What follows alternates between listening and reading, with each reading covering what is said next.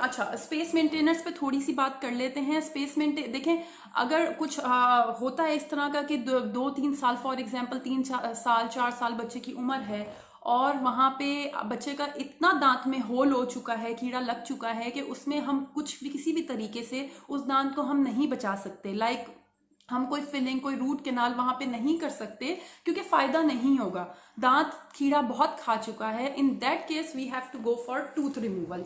ठीक है, उसकी एक वजह यह है कि कुछ और प्रोसीजर हम नहीं कर सकते। सेकेंडली, वो अंदर से परमानेंट दांत को भी डैमेज ना करे जो कि अंदर बन रहा है आपके मसूड़े के अंदर, आपका परमानेंट दांत जो बन रहा है उसको भी इफेक्ट ना करे, तो हमें आपका दांत निकालना होता है। बट उस केस में ये आपको बहुत नॉलेज होनी चाहिए, और ये चीज तो मैं बार बार कहती हूँ कि इस केस में आप always go for space maintainer. और आप अगर अपने डेंटिस्ट के पास जहां भी हैं जाएं, तो अगर आपका डॉक्टर नहीं कह रहा तो आप उसे कहें कि डॉक्टर अभी खाली जगह का क्या करना है। ठीक है, वहां पे हम देते हैं स्पेस मेंटेनर। स्पेस मेंटेनर ये होता है कि अभी तो 6 साल की उम्र में पक्का दांत आना है और अभी प्राइमरी दांत जो है वो हम निकाल रहे हैं 5 साल की उम्र में, so there is a 1 year gap. तो उस गैप में क्या होगा, दांत तो 6 साल में आना है, तो उसमें आपके दांत जो होते हैं, फिर आगे पीछे के दांत है ना, वो टिल्ट होना शुरू हो जाते हैं। लाइक वो दांतों में, क्योंकि कुदरती तौर पे मूवमेंट होती है, जहां दांत को खाली स्पेस मिलता है दांत उस तरफ मूव करता है। ठीक है, अगर ऊपर फॉर एग्जांपल दांत है, आपके अपर में दांत है और नीचे उस तरफ नहीं है, तो दांत नीचे भी आता है। अगर आपके नीचे लाइक दांत है लेकिन उसके इर्द गिर्द, लाइक आपके नीचे दांत नहीं है एक जगह पे और उसके इर्द गिर्द दांत है, तो वो आहिस्ता आहिस्ता वो जगह ऑक्यूपाई करेंगे। तो इस तरह दांत इतनी मिजरेबल उनकी कंडीशन हो जाती है कि एंड में जी आप ब्रेसेस की तरफ भाग रहे होते हैं। क्यों? क्योंकि आपने शुरू से ही केयर नहीं की होती। तो अगर कोई ऐसी हो जाए कि अब जी दांत तो खराब हो गया है, निकालना है, निकल गया है, so please go for space maintainers. उससे ये होगा कि वो आपके दांतों का जो स्पेस है दो दांतों के बीच का, उसको स्पेस को वैसे ही रहने देगा। आपके दाएं बाएं के जो दांत है ना, वो मतलब जगह पे आएंगे नहीं। ठीक है, स्पेस मेंटेनर एक बैरियर प्रोवाइड करेगा उन्हें कि वो दांत उस खाली जगह पे गिर ना सके, उसको ऑक्यूपाई ना कर सके अंटिल और फिर एज लॉन्ग एज प्लस। लेकिन इस सिचुएशन में एक बात प्लीज और याद रखिएगा कि आपको डेंटिस्ट का फॉलोअप करना है, क्योंकि ये नहीं स्पेस मेंटेनर लग गया। फॉर एग्जांपल अब बच्चा 6 साल का हो गया और जैसे ही दांत उसका मसूड़े से बाहर निकले आना शुरू होगा या इट्स टाइम टू इरप्ट, तो फिर हम स्पेस मेंटेनर हटा देते हैं, क्योंकि अब दांत अपनी जगह पे आ रहा है। सो देखिए, follow up visits are very important. कुछ चीजें होती हैं ऑफ कोर्स हम कोशिश करते हैं कि घर में जितना काम बन जाए, बट देखिए कुछ चीजें या कुछ नॉलेज जो होती है वो डॉक्टर की थोड़ी सी आप लोगों से ज्यादा होती है। हमारे पास जब कोई पेशेंट आता है तो हमारा क्राइटेरिया होता है कि हम पहले क्लिनिकली देखते हैं बच्चे को, हम प्रॉपर हिस्ट्री लेते हैं and then will go for radiographic examination. जो एक्सरे है एक बहुत इंपॉर्टेंट एलिमेंट है, एक बहुत इंपॉर्टेंट एक औजार है हमारे लिए। लाइक उसमें हम देखते हैं कि क्या सूरत हाल है, अंदर से दांत आ भी रहा है, नहीं आ रहा है, कैसा आ रहा है, कौन सा दांत आ रहा है। So like that thing. अच्छा, इन सब के बीच में मैं अपने इंट्रोडक्शन में जी एक चीज तो बताना भूल ही गई, that I have started my YouTube channel. तो प्लीज मेरे चैनल को सब्सक्राइब कीजिए। मुझे पता है बहुत सारे आप लोगों में से आप लोग मुझे सब्सक्राइब कर चुके हैं, मेरी वीडियोस देख रहे हैं, उसके लिए बहुत बहुत thank you so much, really means a lot. लेकिन जिन्होंने नहीं सब्सक्राइब किया तो प्लीज मेरे चैनल को सब्सक्राइब कीजिए। और मेरा चैनल का नाम है दायमा अली लाइफस्टाइल। तो उस पर फर्दर मजे मजे की वीडियोस आएंगी जी। उस पे अच्छा, मेरे चैनल का थोड़ा सा मैं ये बता दूं कि उस पे डेंटल से रिलेटेड तो ऑफ कोर्स आएंगी, क्योंकि वो तो मेरी फील्ड है, you know, dentistry and me together for ever. लेकिन इसके अलावा कभी कभार मैं हेल्दी कुकिंग की रेसिपीज भी डाल रही हूँ, या फिर और डिफरेंट चीजें भी जो आपकी यू नो रोजमर्रा की चीजें होती हैं, कुछ भी, या कोई ट्रैवल हो या कोई यू नो डिफरेंट चीज हो that will give a good experience to me, वो भी मैं आपसे शेयर करूंगी। So please do subscribe my channel. Okay, what is the best. Okay, थोड़ी सी इंजरी पे बात कर लेते हैं। देखें, दांतों में बच्चे को सबसे पहले तो ये 2 से 3 साल का अरसा जो होता है ना एक बच्चे के लिए, 2 to 3 years, ठीक है, वो बड़ा ही समझे एक रिस्की पीरियड साल होता है। तो जिन लोगों के बच्चे दूसरे साल में है, तीसरे, like 2 to 3 years to 4 years में है, प्लीज आप उनका ज्यादा ख्याल रखें। हर वक्त उनके पास कोई ना कोई होना चाहिए, क्योंकि इस अरसे में ज्यादा चांस होता है इंजरी का। ठीक है, बच्चा ज्यादा नोटी हो जाता है या बच्चे चलना शुरू हो जाता है, यू कैन से। सो इस अरसे में ज्यादा चांस होता है इंजरी का। और जब भी बच्चा खुदा न खास्ता अगर गिरे या उसको कोई इंजरी होती है, तो सबसे पहले फ्रंट टीथ इफेक्ट होते हैं, ठीक है। सामने के दांत, सामने के जो आपके फ्रंट के दांत हैं वो इफेक्ट होते हैं, या नीचे के फ्रंट के दांत हैं वो इफेक्ट होते हैं, ठीक है। इन दैट केस आपने क्या करना है, देखिए इंजरी में ये एक बहुत ही बड़ा सा टॉपिक है, उस पर मैं अलग से बहुत लंबी चौड़ी वीडियो बनाऊंगी, डोंट वरी, बट एक ब्रीफ सा मैं आपको इस पर बता देती हूँ कि ये जो इंजरीज होती हैं बच्चों के दांतों की, ये 3 तरह की होती हैं। 3 तरह की इंजरीज कह लें, 3 तरह के फ्रैक्चर कह लें। एक तो नॉर्मल फ्रैक्चर है, खुदा ना खास्ता किसी का बच्चा गिर गया है, थोड़ा सा दांत का टुकड़ा टूट गया है, तो प्लीज उसको भी आप निग्लेक्ट नहीं करें कि ठीक है ये तो छोटा सा दांत टूट गया, इट्स ओके। नहीं, आप पहले तो डॉक्टर के पास जाएं, खुदा ना खास्ता जब भी इंजरी हो, और अपने उस दांत का आपने एक्सरे कराना है कि अंदर इंटरनल तो कोई चोट नहीं लगी है, और अगर छोटा सा हिस्सा टूटा है बच्चे के दांत का, सो जस्ट उसको डॉक्टर क्या है, वो अगर शार्प है, मीन्स अगर नोक सी निकली हुई है दांत की, might be that piece will injured the baby's lip or baby gum, so in that case dentist go for smoothing, मतलब उसको वो रफ सरफेस को स्मूथ कर देता है, कोई शार्प नोक निकली होती है उसको स्मूथ कर देता है ताकि वो बच्चे को फर्दर इंजरी ना दे,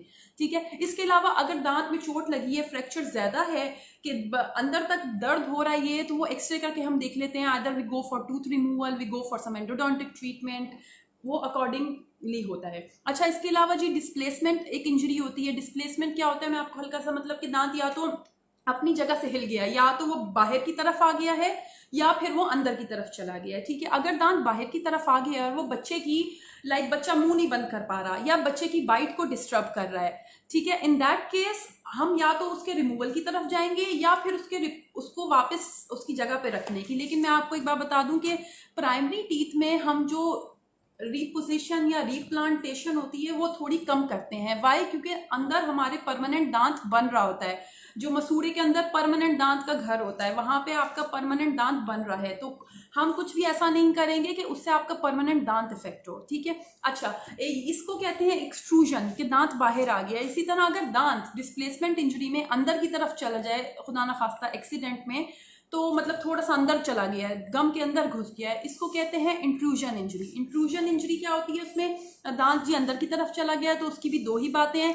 अगर तो डॉक्टर एक्सरे करके देखेगा, अगर वो जो आपका प्राइमरी दांत है वो परमानेंट दांत से काफी दूर है, तो आप उसको रहने दें, कुछ भी मत करें, वो नॉर्मली अपनी मूवमेंट से वापस आ जाएगा। लेकिन अगर दांत अंदर घुस गया है एक्सीडेंट से मसूड़े के अंदर, और वो आपके अंदर परमानेंट दांत को डिस्टर्ब कर रहा है, in that case immediately you have to go for removal of that tooth, ताकि वो परमानेंट दांत और परमानेंट दांत के वो टूथ बर्ड उसके घर को डिस्टर्ब ना करे, ठीक है। मैं बहुत आसान अल्फाज में और बिल्कुल जर्नल इसलिए बात कर रही हूँ ताकि हमारे आम लोगों को ये अवेयरनेस हो और ये बात समझ आए, ठीक है। मैं कोई हाई फाई मेडिकल टर्मिनोलॉजीज और वो सब यूज नहीं कर रही, क्योंकि हमें आम लोगों को एजुकेशन देनी है, ठीक है। हमारे जर्नल लोगों को जर्नल एजुकेशन देनी है, तो होप कि आप लोगों को इससे फायदा हो।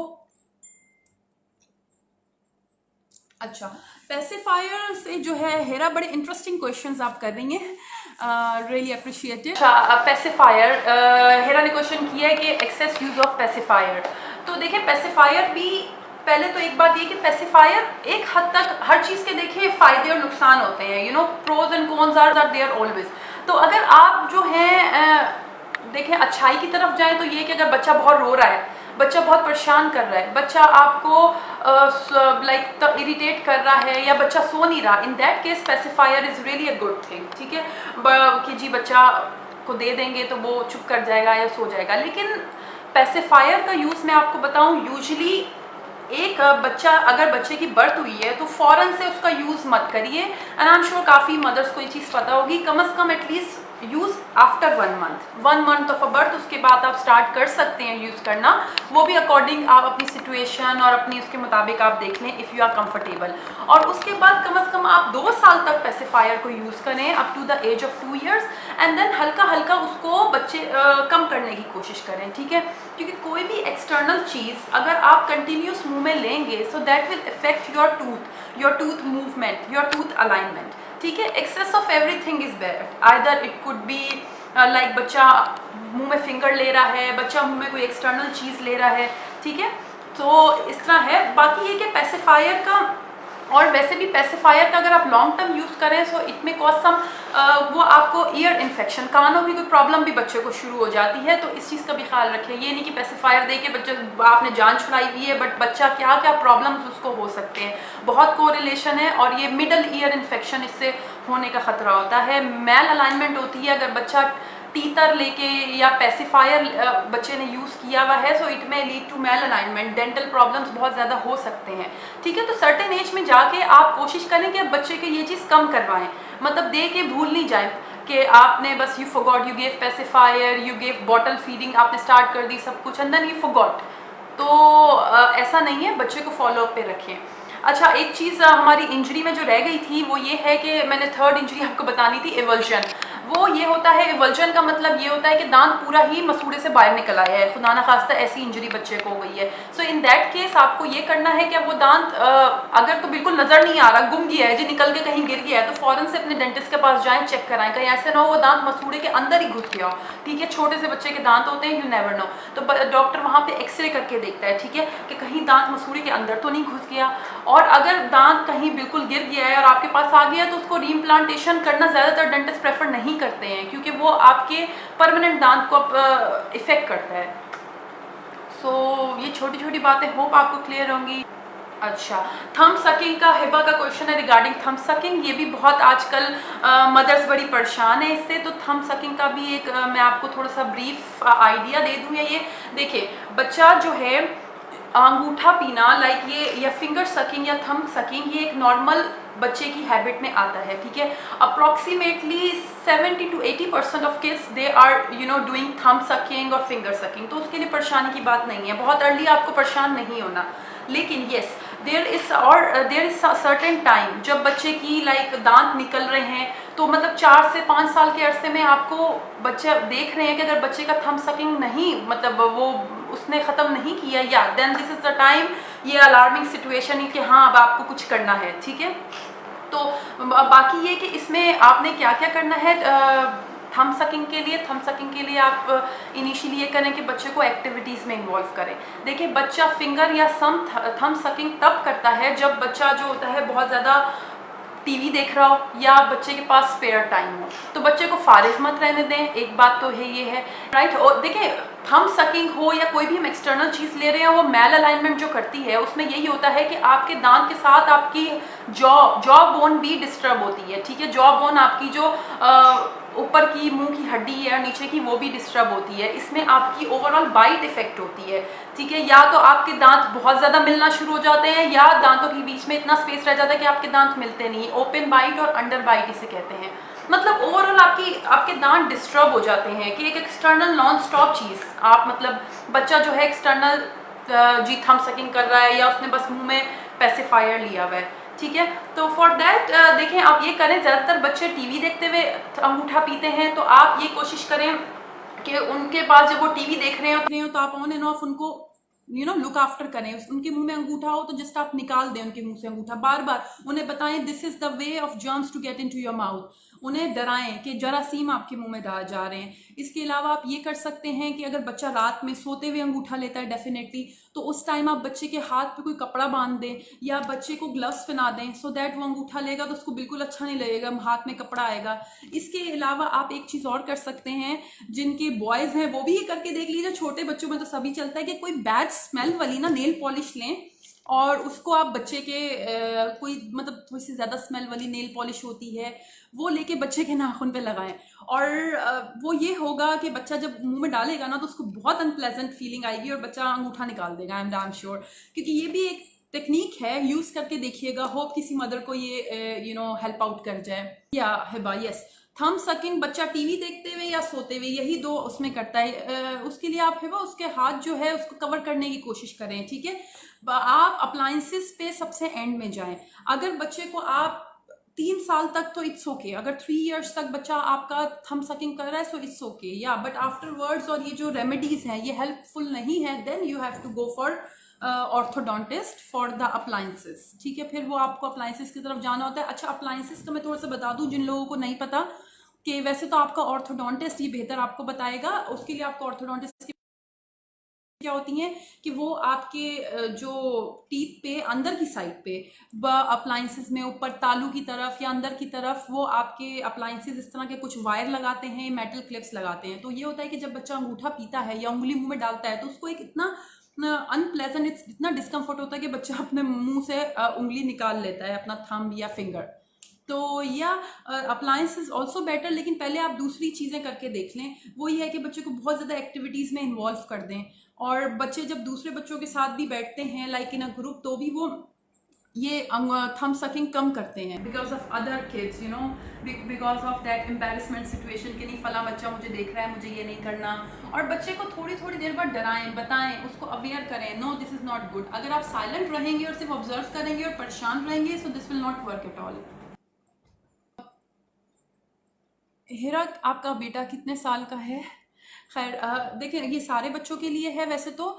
बच्चों को ब्रशिंग तो वही है कि मैंने जिस तरीका बताया, और आपको तब से ब्रशिंग करानी है जब से उनका पहला दांत उनके मुंह में इरप्ट होता है, विजिबल होता है, निकल आता है, ठीक है। तब से लेके आपने ब्रशिंग करानी है, और अपनी गाइडेंस में आप उनको, बच्चे को कुछ रिवॉर्ड का, कुछ गिफ्ट का लालच दें, कुछ डराएं या इस तरह करें, बट उनको कन्विंस करें कि दिस इज गुड। जिस तरह अगर बच्चे के और सिबलिंग्स हैं तो उनको दिखाएं कि see he is doing, she is doing brushing, या आप बच्चे के सामने खुद ब्रश करें अर्ली मॉर्निंग। बच्चा अपने पेरेंट्स को बहुत फॉलो करता है, तो बीइंग अ मदर आप बच्चे के सामने ब्रश करें तो वो एक दो दिन आपको दिखेगा, देन वो कर he will think yeah this is a good thing, I have to do this also. तो आहिस्ता आहिस्ता बच्चों को कन्विंस करें। जो नहीं है अब okay Sadiya, Zishan 11 months is okay I guess Sadiya. बच्चा इनिशियली तो देखें 11 मंथ तो एक टीथिंग का पीरियड, लेकिन जब बच्चे का दांत निकल रहा होता है ना, उस अरसे में तो बच्चा अंगूठा पिएगा ही, ठीक है। बच्चे की ड्रूलिंग ऑफ स्लाइवा बहुत कॉमन होती है जब बच्चे का टीथिंग पीरियड होता है। टीथिंग पीरियड बच्चे का कम से कम 15 महीने तक होता है, from 5-6 months, from 6 months, from birth के बाद 6 मंथ से लेके 15 महीने तक या 18 महीने तक बच्चे का टीथिंग का सिलसिला चलता रहता है, ठीक है। इन दैट केस अगर बच्चा अंगूठा पी रहा है या बच्चा फिंगर सकिंग कर रहा है, so there is nothing to worried about, ठीक है। क्योंकि बच्चे के साथ बहुत मसले हो रहे होते हैं इस पीरियड में, वो हमें वो भी चीज़ समझनी चाहिए। तो यार इतनी तो छूट हमें बच्चों को देनी चाहिए ना। यही इसलिए मैंने कहा है कि 3 साल तक, 3 years इज अ फाइन। मतलब अगर आपका बच्चा जो है वो 3 साल की उम्र तक लाइक ही कैन, मतलब वो कर सकता है थम सकिंग, बट हाँ उसके बाद नहीं। अगर उसकी वो हैबिट, क्योंकि कुछ बच्चों में आई हैव ऑल्सो सीन कि उनके टीथिंग पीरियड में वो बहुत ज्यादा थम सकिंग कर रहे हैं या फिंगर सकिंग कर रहे हैं, बट आफ्टरवर्ड्स जब उनका वो फेज चला जाता है तो वो नहीं करते, वो भूल जाते हैं, ठीक है कि। लेकिन कुछ बच्चे या वो होते हैं, वो तो उनके इरप्शन, परमानेंट दांत की भी इरप्शन स्टार्ट हो जाती है 7-8 साल में भी तो वो फिंगर सकिंग या थम सकिंग कर रहे होते हैं। So in that case you have to visit your dentist. Permanent दांत आने से पहले पहले अगर बच्चा लाइक आपकी मतलब 5वें साल 6ठे साल में, आपके 6th ईयर में आपके परमानेंट दांत आ जाते हैं, या अगर तब तक बच्चा थम सकिंग कर रहा है तो वो बहुत ज्यादा अलार्मिंग है या बहुत ज्यादा टेंशन वाली बात है कि नहीं अब बच्चे के पक्के दांत खराब हो जाएंगे, so we have to rush to dentist, ठीक है।